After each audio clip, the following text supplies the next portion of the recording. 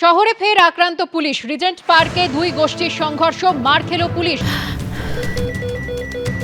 ক্যান্সারে নেই আর ভয়, NCRI হবে এর জয়। আপনাদের ভরসা নেতাজি সুভাষচন্দ্র বোস ক্যান্সার হসপিটাল। গতকাল রাতের ঘটনা বিস্তারিত জানবো, কথা বলবো আমাদের প্রতিনিধি পার্থপ্রতিম ঘোষের সঙ্গে। পার্থ, ঠিক কি ঘটেছিল এবং তারপর পুলিশের কি পদক্ষেপ? দেখো, তোমাকে বলবো, গতকাল রাত্রিবেলা রাত্রি 12:30 নাগাদ ঘটনাটি ঘটে বলে পুলিশ সূত্রে আমি জানতে পারছি। এটা হচ্ছে রিজেন্ট পার্ক থানার অন্তর্গত মালঞ্চ যে ক্রসিং, সেই জায়গায়।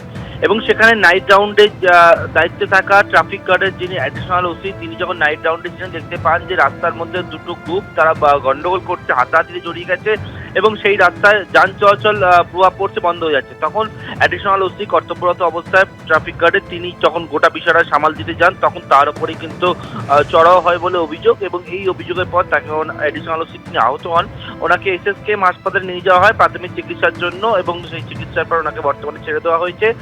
এবং তার পরবর্তীকালে তিনি কিন্তু রিজেন্ট পার্ক থানা পুলিশের কাছে খবর পাঠান এবং পুলিশ ঘটনাস্থলে ছুটে আসে এবং ঘটনাস্থল থেকে 3 জনকে পাকড়াও করা হয়। এবং পুলিশের তরফ থেকে যে অভিযোগ দায়ের করা হচ্ছে সেটা হচ্ছে সরকারি কর্মীকে কাজে বাধা, নিগ্রহ, মারধরের অভিযোগে এই 3 জনকে গ্রেপ্তার করা হয়েছে এবং তাদেরকে আজকে আদালতে পেশ করতে চলেছে রিজেন্ট পার্ক থানার তদন্তকারী আধিকারিকরা। ধন্যবাদ পার্থপ্রতিম। পরীক্ষা না দিয়ে সরকারি চাকরির পক্ষে সওয়াল শাসক নেতার। ভাঙড়ে এক দলীয় সভায় আজব দাবি করলেন শওকত মোল্লা। সিভিক ভলান্টিয়ার নিয়োগ নিয়ে তিনি বললেন, স্বাধীনতার পর কখনো দেখেছেন ঘরের ছেলেরা সিভিক বা ভিলেজ পুলিশ হয়েছে?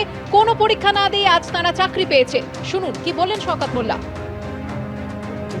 সবাই মিলে ঐক্যবদ্ধ হন। আজকে এখানে যারা বসে আছেন, বুক হাত দিয়ে বলুন তো, আমরা কেউ হিন্দু, কেউ মুসলমান, কেউ খ্রিস্টান, আদিবাসী, স্বাধীনতার পরে আপনারা কখনো দেখেছেন যে ইমাম, মুয়াজ্জিন, পুরোহিতরা কোনোদিন বাংলা থেকে ভাতা পেয়েছে? স্বাধীনতার পরে আপনারা কখনো দেখেছেন আমাদের ঘরের ছেলেরা সিভিক পুলিশ হয়েছে, ভিলেজ পুলিশ হয়েছে? কোন পরীক্ষায় চাকরি, কোন পরীক্ষা না দিয়ে আজ তারা চাকরি পেয়েছে? আপনারা স্বাধীনতার পরে কখনো শুনেছেন একটা বাচ্চা জন্মালে জন্ম থেকে মৃত্যু পর্যন্ত একটা সরকার দায়িত্ব নেয়? আমরা জীবনে কখনো শুনিনি। এই মুহূর্তে টেলিফোন লাইনে রয়েছেন রাজ্য বিজেপির মুখপাত্র শ্রমিক ভট্টাচার্য। শ্রমিক বাবু, যে সিভিক ভলান্টিয়ার পদ নিয়ে এত ঘটনা এবং তা নিয়ে এত বিতর্ক, সেই সিভিক ভলান্টিয়ার নিয়োগ নিয়ে আজব দাবি করলেন তৃণমূল বিধায়ক, কি বলবেন?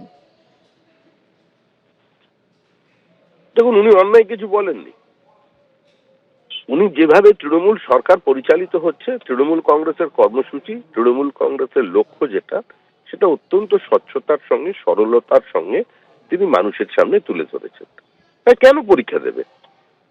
বলছেন তিনি মানুষকে ঐক্যবদ্ধ হতে। ঐক্যবদ্ধ হয়ে তৃণমূলের ছাতার নিচে চলে যান, তারপর টাকা দিয়ে স্কুলের শিক্ষক হয়ে যান, আর 40,000 ছাত্রের মেধা প্রতারিত হয়ে যাক, আর তারা রাস্তায় বসে থাকুক ময়দানে ঘন্টার পর ঘন্টা। সরকারের কাছ থেকে কোনো মানবিক মুখ দেখা যাবে না। তো এটাই তো তৃণমূল কংগ্রেস, কোনো ভুল নেই এতে। তৃণমূল কংগ্রেস এই সমাজটাই চায় যে যেখানে কোনো চাকরি থাকবে না, শুধুমাত্র একটা প্রতিযোগিতা হবে কে কত টাকা দিতে পারবে আর কোন নেতার প্যানেলে তার নামটা থাকবে, তারই চাকরি হবে। সুতরাং স্কুল, কলেজ, বিশ্ববিদ্যালয়ের কোনো প্রয়োজন নেই, মেধার কোনো মর্যাদা নেই। এরকমই একটা সমাজ তৃণমূল কংগ্রেস তৈরি করতে চাইছে। এইটাই হচ্ছে চরম নৈরাজ্য। আর আমরা সবাই এখন এই নৈরাজ্যের বাসিন্দা হয়ে গেছি। যা কথা উনি বলেছেন এবং সঠিক কথা বলেছেন, ওটাই দলের অবস্থান। ধন্যবাদ শ্রমিক বাবু।